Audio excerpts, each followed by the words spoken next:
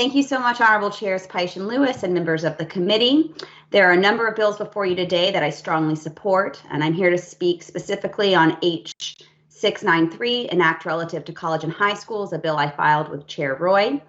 I grew up in Virginia and attended the Richmond City Public Schools. For the first 13 years, I was a racial minority in unair-conditioned buildings, often lacking basic supplies, and students arranged in academic tracks with different degrees of innovative curricula.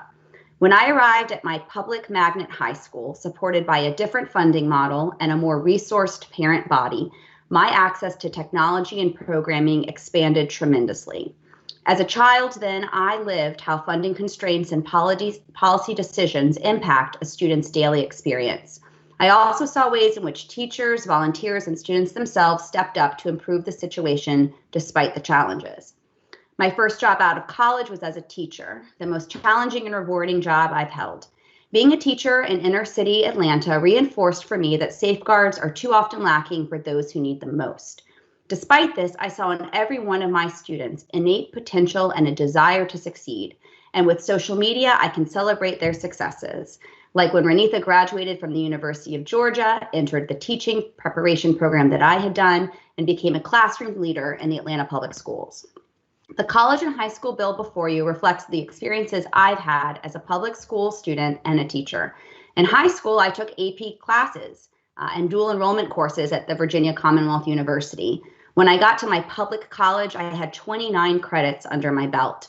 As a teacher, I witnessed my students flourish when I was able to introduce challenging texts and develop deeper lesson plans than those handed to me by the school administration.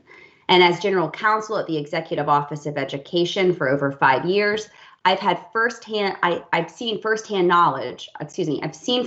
the thoughtful collaborative work that went into the early college and innovative pathways programs.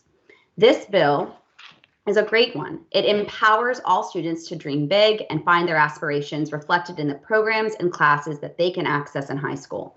It empowers teachers to develop and deliver rich content to their students. It enables partnerships between our high schools and districts and our post-secondary institutions. And it does this by strategically placing the oversight and support for all relevant programs in a single state office, investing in what works to ensure that every student in the Commonwealth has access to high-quality programming to prepare them for college and careers.